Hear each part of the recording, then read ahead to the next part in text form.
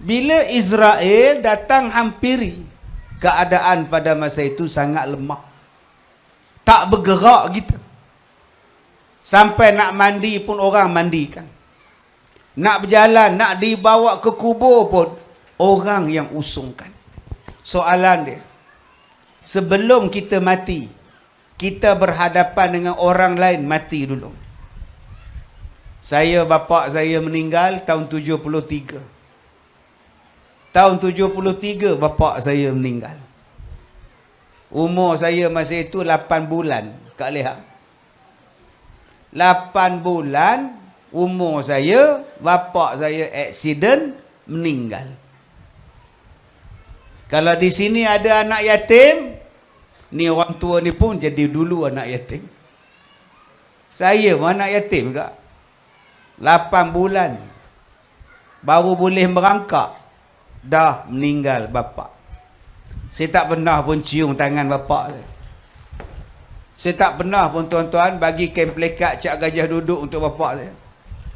Saya tak pernah pun tuan-tuan bawa ayah saya pergi umrah. Tak pernah merasa naik motosikal Honda Cup lampu bulat dengan bapak saya. Apatah lagi Y3 suku. Lagilah tak mampu, lagilah tak sempat. Tapi adakah saya meratap? Saya tak meratap tuan-tuan. Awak dia orang pasang ni. Selalu ke 12 baru main. Saya tak pernah meratap. Sebab saya masih ada mak. Kita hari ni duk meratap orang yang dah mati.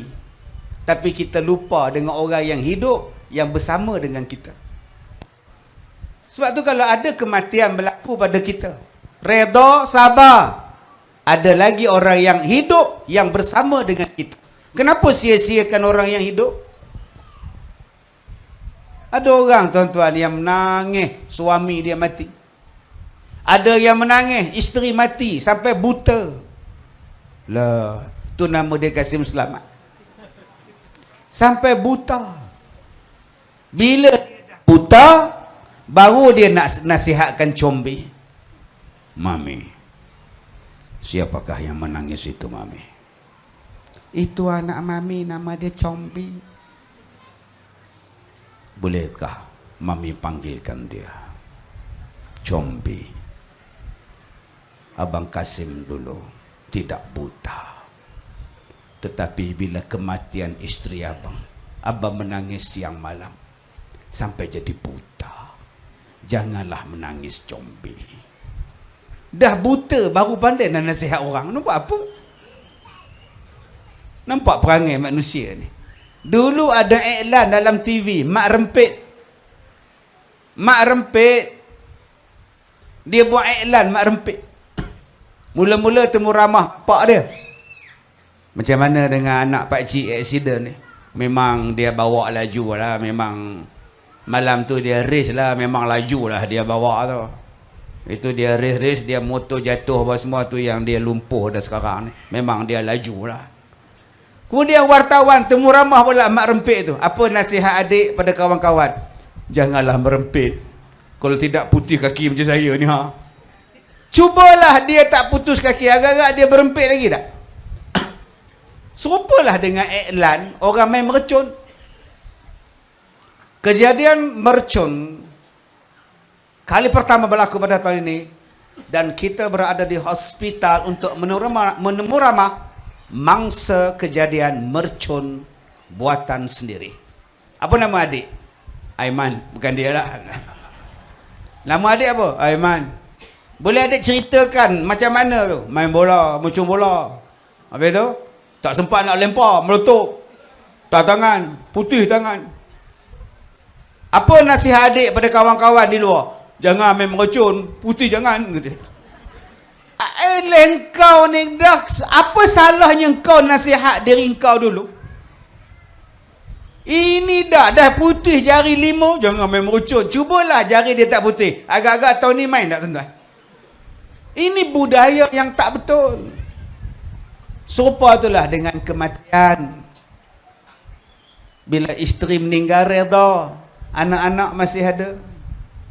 Suami meninggal redha, Anak-anak masih ada. Kau sayang orang yang ada.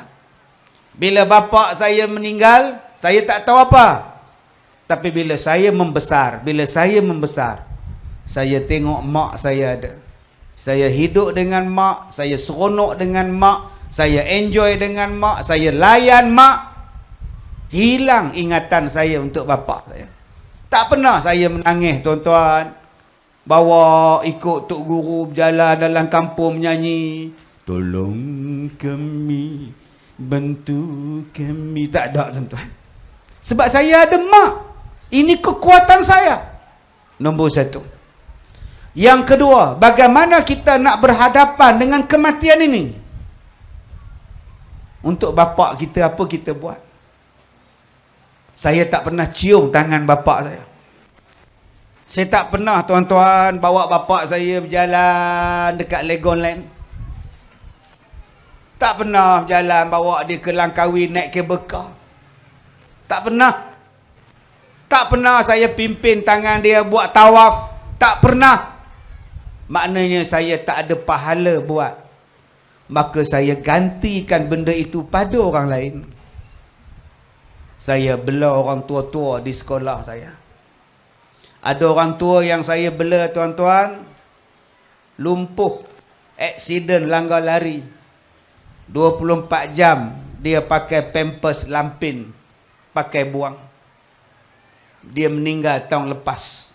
15 tahun lumpuh. Saya sponsor lampin untuk dia. Ajar, tak payah beli lampin, saya sponsor. Niat saya apa? Nak cover pahala aku tak dapat, aku jaga pakcik ni. Sebab tu di sekolah saya ramai warga emas. Saya niat, saya jaga dia orang supaya saya dapat pahala, cover balik pahala saya tak jaga bapa saya. Itu cara dia. Sebab tu kalau kita ni mati, mak dah meninggal, macam mana nak dapat pahala jaga mak? Mak saudara masih hidup, kawan mak kita masih hidup. Berbuat baik kepada mereka, pahalanya macam berbuat baik pada mak kandung kita. Subhanallah. Yang ketiga, bagaimana cara kita nak berhadapan dengan kematian supaya hati jadi tenang? Jangan meratap. Jangan niyahah. Nabi kata ada dua perangai orang kafir. Yang pertama, menghina keturunan orang. Jangan buat. Yang kedua, perangai orang kafir, kata Rasulullah, bila ada kematian dia meratap. Jangan buat. Itu adalah tradisi orang kafir. Sebab tu abang-abang di sini jangan hina keturunan orang. Tak padan dengan keturunan, tak padan keturunan. Jangan. Sama je keturunan kita pada Adam dan Hawa. Tadi saya sebut, jangan niyahah. Apa dia? Meratap. Contoh, bila orang mati jangan meratap. Abang, ayah, digoncangnya mayat ayah tu. Goncang mayat suami. Leha. Digoncang mayat isteri. Abang, kenapa tinggalkan saya, bang? Abang. Bangun suami dia. Apa? Bising. Meninggal pula isteri dia, tuan-tuan. Dua mayat petang tu. La ilaha illallah. Bila ada kematian, jangan meraung. Ayah, anakku. Jangan. Nombor dua, apa dia? Niyahah. Jangan meratap. Apa dia meratap? Dipukulnya kepala, dipukulnya muka. Aduh, ya Allah, kalau kau tak pergi masjid tu tak adanya aksiden ya abang. Oi, ya abang pergi dengar ceramah Ustaz Kazim tu buat apa ya Allah? Ya Allah, itu haram. Dia marah suami dia pergi dengar ceramah, aksiden depan tu. Kalau dia duduk di rumah tengok gegar berganza pun tak apa ya Allah. Perangai meratap haram. Yang ketiga, berbiji-biji sebab. Sepanjang malam duduk menangis.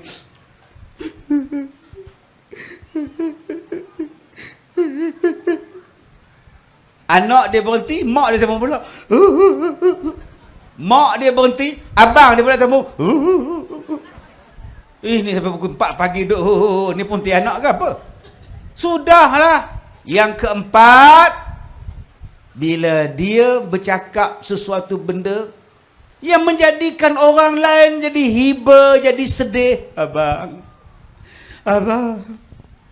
Abang tak kesian ke kat saya, bang? Abang dah janji nak sehidup semati dengan saya, bang. Kenapa abang mati dulu? Siapa nak jaga saya, bang? Masa tu imam tengah duk kapal mayat. Imam jawab, saya ada. Bukan imam sini lah, ni di Afrika ni. Imam sini okey. Tuan-tuan, sudahlah.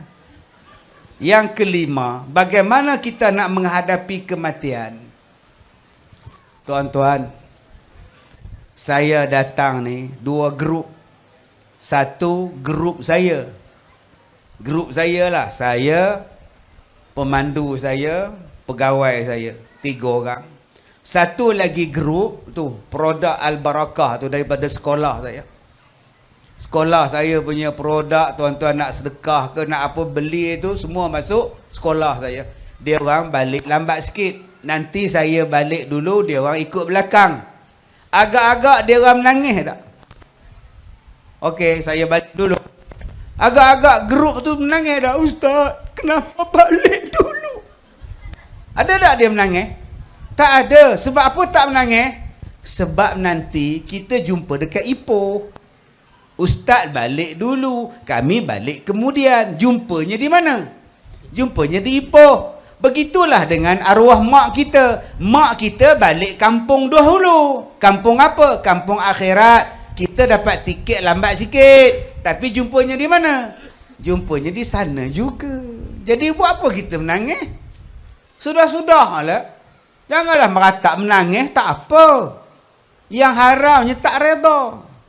Jadi dia balik dulu, kita balik kemudian. Nanti sampai di akhirat, mama, anakku, jom kita masuk syurga. Yang inilah yang kita nak. Jadi dia balik dulu, kita balik kemudian. Dia dapat tiket awal, kita dapat tiket lambat. Lambat sikit je pun. Tuan-tuan yang dirahmati Allah, itulah cara bagaimana kita nak menghadapi kematian. Supaya kita jadi insaf, sabar dan redha. Wallahu a'lam. Wallahu a'lam. Mudah-mudahan tuan-tuan, itulah dia. Kita dapat berjumpa semula dengan ibu kita di mana? Di syurga. Jumpa anak kita semula di mana? Di syurga. Tuan-tuan, tak perlu kita menangis. Dalam lagu anak muda kita macam mana? Jangan menangis, ayangku, ini hanyalah sementara. Apa yang perlu kita buat, Dedek?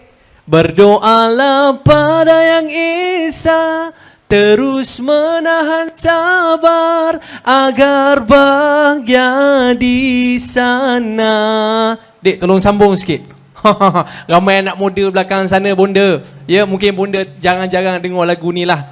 Kita raikan anak muda, tuan-tuan. Ya, kita berbangga dengan anak-anak muda kita. Kerana apa, tuan-tuan? Mereka lah yang bakal menjadi pewaris untuk kita menghidupkan, mengimarahkan masjid kita pada suatu hari nanti, tuan-tuan. Baik.